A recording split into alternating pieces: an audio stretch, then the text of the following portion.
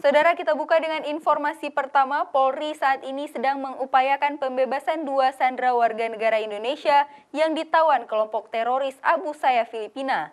Hal tersebut disampaikan Kapolri melalui Irjen Pol Muhammad Iqbal, Kepala Divisi Humas Polri di sela-sela kunjungan kerja peresmian dan peletakan batu pertama sejumlah bangunan Polda Aceh.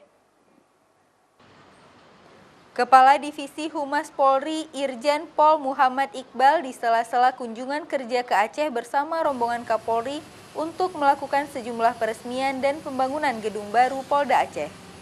Muhammad Iqbal mengaku Polri saat ini sedang menyiapkan sejumlah prajurit yang kompeten di bidangnya untuk melakukan pembebasan 2 warga negara Indonesia yang disandra kelompok Abu Sayyaf di Filipina.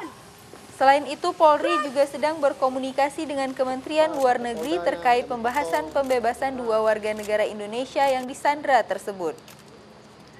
Insya Allah, langkah diplomasi secara persuasif dan humanis, pendekatan-pendekatan tentunya dibantu penuh oleh negara atau katakanlah stakeholder yang ada di Filipina untuk berdiplomasi dengan kelompok-kelompok itu. Doakan saja bahwa 2 warga negara kita yang disandra oleh terduga kelompok Abu Sayyaf bisa juga dilepaskan.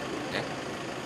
Saat ini Kementerian Luar Negeri juga terus melakukan upaya-upaya diplomasi secara humanis antara kedua negara dalam upaya pembebasan sandera, sehingga tidak perlu adanya kontak senjata, apalagi akan mengganggu hubungan antara kedua negara nantinya. Syahril, Kompas TV, Banda Aceh.